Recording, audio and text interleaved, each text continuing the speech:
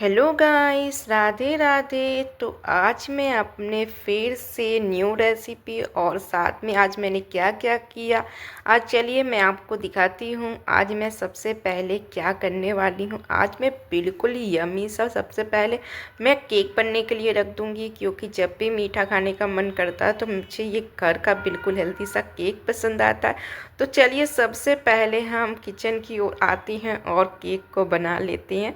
तो चलिए आगे बढ़ते हैं आप लोगों के साथ मस्ती करते हुए और चलते हैं अपनी किचन की ओर। अब तो चलिए आइए गाइस, तो बहुत ही ज़्यादा टेस्टी मैं बनाऊंगी। साथ में आज मैं बनाऊंगी सब्जी और पराठा की भी रेसिपी दिखाऊंगी, क्योंकि मैं दोपहर के खाने में यही बनाने वाली। तो मैं किचन की ओर आ चुकी थी और सबसे पहले हमने किचन में रख दिया था दूध। बॉयल हो चुका था हमारा, तो हमने दूध भी बॉयल कर लिया था और सारे काम समेट चुके थे किचन का। और उसके बाद हमने ये केक फटाफट से केक के लिए बनाया, और इसके ऊपर थोड़ा थोड़ा सा हमने जो पंपिंग सीड होता है, थोड़ा थोड़ा सा बादाम और पंपिंग सीड डालकर और एक में चॉकलेट का फ्लेवर दे के मैंने इसको चॉकलेट सा बनाकर रख दिया था एयर फ्राई के अंदर। और बहुत जल्दी ये एयर फ्राई में हमारा 15 से 20 मिनट में तब तक बनेगा। उसके बाद मैं अपना इधर सब्जी का भी तैयारी कर लूँगी। सब्जी बनाने के लिए भी ये हमारा केक बिल्कुल यमी सा देखिए बनकर रेडी हो चुका है। अगर आपको ये केक की रेसिपी देखनी होगी तो हमें कमेंट करिएगा, मैं इस केक की रेसिपी भी आप लोगों के साथ शेयर कर दूँगी। उसके बाद मैं अपनी किचन में दोपहर के टाइम पे आ चुकी थी खाना बनाने के लिए। तो मैंने बिल्कुल यमी से आलू मटर वाली सब्ज़ी बनाई थी और साथ में पराठा बनाया था। तो सब्ज़ी बनाने के लिए सबसे पहले मैंने एक बाउल के करीब मटर ले लिया था और एक ही आलू ले लिया था। तो आलू को हमें बिल्कुल छोटे पीसेस में कट कर लेना है। जब तक हमारा ये आलू और ये सब चीज़ें कट करके मैं सब्ज़ी बनाऊंगी, बहुत ही यमी सब्ज़ी लगती है मेरे को। तो मैंने सोचा क्यों ना आप लोगों के साथ ये वाली सब्ज़ी की रेसिपी भी दिखाई जाए, जिससे आप लोग भी इंजॉय कर सके मस्ती के साथ साथ।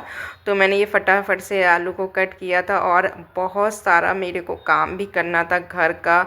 इतना ज़्यादा काम हो जाता है सर्दियों के सीज़न में, तो भाई कपड़े तो इतने ही ज़्यादा निकलते हैं कि पूछो मत। सबसे ज़्यादा तो कपड़े धोने और प्रेस करने में ही जैसे लगता है सर्दियों के सीज़न में टाइम चला जाता है। तो बस सर्दी का सीज़न जाने वाला भी था, तो कपड़े को सारे को धो धो के रखने था। और मैंने आलू और मटर जो था दोनों चीज़ों को कट कर लिया था। उसके बाद मिक्स कर और फटाक से मैंने एक कढ़ाई चढ़ा दी थी, और उसके बाद मैंने इस कढ़ाई में सरसों का तेल डाल दिया था। तेल जब तक हमारा हीट हो जाता है तब तक मैं तो इसमें जीरा डाल लूँगी और भी चीज़ें जो डालना होगा डाल लूँगी। मैं दिखाती हूँ। चलिए मैंने आधा चम्मच के करीब इस सब्ज़ी में जीरा को ऐड कर दिया था। और उसके बाद जब तक ये जीरा हुआ, उसके बाद मैंने 2 मिर्च हरी कट करके फटाक से इसमें डाल दी थी। और मिर्च हमारी ये होने लगी थी तब तक मैंने 2 तेज पत्ता भी डाल दिया था इसमें, और जो मैंने आलू मटर कट करके रखा था इसमें डाल दिया था। तो आलू मटर डालने के बाद मैंने फटाक से इसे चला लिया था। और मुझे अभी बहुत टेंशन भी हो रही थी कि घर का बहुत सारा काम फैला हुआ था, रूम भी सारे फैले हुए थे, सिर्फ मैंने किचन को ही समेटा था।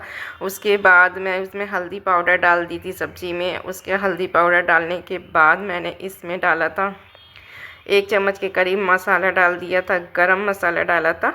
और उसके बाद मैंने थोड़ा सा इसमें पानी डाल दिया था। मुझे बहुत सूखी सब्ज़ी नहीं बनानी थी, तो बस मैंने इसमें थोड़ा सा पानी ऐड कर दिया था। और लेकिन ये मैं दाल चावल के लिए साथ भी ये सब्ज़ी खा सकते हैं। तो आज मैं सिर्फ पराठा सब्ज़ी ही बनाने वाली थी, तो मैंने फटाक से इस तरह से सब्ज़ी बनाई। इसमें स्वाद के अनुसार नमक डाल दिया था। और नमक डालने के बाद हमने इस सब्ज़ी को एक बार चलाने के बाद फिर से इसे ढक दिया था। और जब तक ये हमारी सब्ज़ी पक रही थी, उसके बाद मैंने एक टमाटर सोचा फटाक से काट कर ये भी रख लेती हूँ। जैसे सब्ज़ी हो जाएगी तो टमाटर को भी डाल दूँगी। टमाटर का ये वाला भाग मैं हमेशा हटा देती हूँ, उसके बाद ही मैं टमाटर को कट करती हूँ। तो मैंने टमाटर को फटाक से बिल्कुल छोटे छोटे पीसेस में कट करना चालू कर दिया था।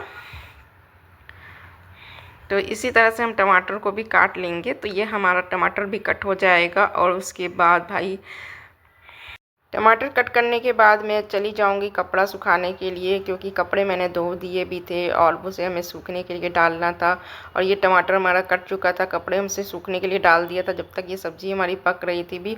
और उसके बाद अभी ये सब्ज़ी हमारी आधा % ही पकी थी, अभी हमको पूरी तरीके से सब्ज़ी नहीं पकी हुई थी। तो इसको मैंने अच्छे से एक बार चला लिया था, क्योंकि सब्ज़ी को बीच बीच में हमें 2 से 3 बार तो चलाते ही रहना है, कि जैसे अलट पलट दो तो सब्ज़ी भी अच्छे से पक जाती है। उसके बाद फिर से मैंने सब्ज़ी को ढक दिया था। था।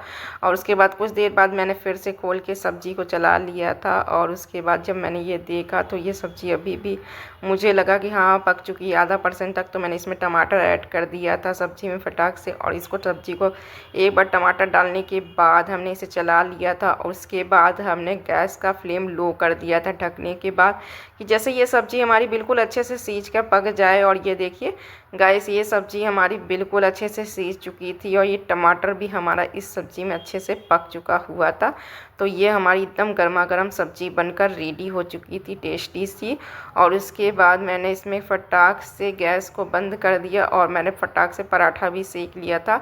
तो ये मैंने फटाक से पराठा भी चढ़ा दिया था, पराठा भी बेल का सेकना स्टार्ट कर दिया था। इस तरह से लगाते हुए हमने पराठा को भी सेक लिया हुआ था फटाफट से। ये हमारा गर्मा गर्म पराठा और सब्जियां दोनों बन चुकी हुई थी। और उसके बाद मेरे को बहुत काम करना था, उसे मैं थोड़ी देर दोपहर में मुझे लेटना भी रहता है, क्योंकि मैं थोड़ा सा दोपहर में ज़रूर से आराम करती हूँ आधा 1 घंटे के लिए, जैसे माइंड इससे बहुत अच्छा फ्रेश हो जाता है। ये हमारा पराठा सब्ज़ी बन चुका था और ये देखिए ये हमारी गर्मा गर्म सब्ज़ी भी बन चुकी हुई थी और साथ में पराठा बन चुका था। तब तक मैं सब्ज़ी पराठा खा लेती हूँ। मैं सब्ज़ी पराठा खा कर ही आई थी, तब तक बाहर साइड से मैं देख रही थी कि आवाज़ आ रही थी, तो बहुत साउंड हो रहा था, कुछ नीचे से जा रहा था। तो भगवान का चलिए फिर मैं आप लोगों को भी दिखाती हूँ क्या जा रहा था। तो मैंने बालकनी से देखा नीचे की ओर, तो ये हनुमान जी का निशान जा रहा था। आप कमेंट में बता सकते हो किस चीज़ का निशान है। मेरे को तो लग रहा था ये बड़े हनुमान जी के लिए निशान जा रहा था, क्योंकि मैं यूपी में रहती हूँ और यूपी में बड़े हनुमान जी का मंदिर है। आपने सुना भी होगा, शायद जो यूपी में रहता है वो जानता है, जो बाहर से देख रहा है वो बताया कि बड़े हनुमान जी का मंदिर का नाम सुना है कि नहीं प्रयागराज में। बस उसी का निशान जाता है। आज था ट्यूसडे का दिन था और आज के दिन काफ़ी सारे निशान जाते हैं अपने भगवान के दरबार पे। बस जा रहा था, मैंने सोचा क्यों ना आप लोगों को भी ये दिखाया जाए। और ये देखिए काफ़ी सारी पब्लिक जा रही थी। और चलिए ये मैंने देखा, उसके बाद मैं रूम में आ गई और मैं जा रही हूँ आराम करने। कल मैं फिर मिलती हूँ न्यू ब्लॉग के साथ। चलिए फिर बाय बाय। मस्ती करते रहिए, एंजॉय करते रहिए और हमारे चैनल से जुड़ने के लिए मुझे सब्सक्राइब कर लीजिएगा।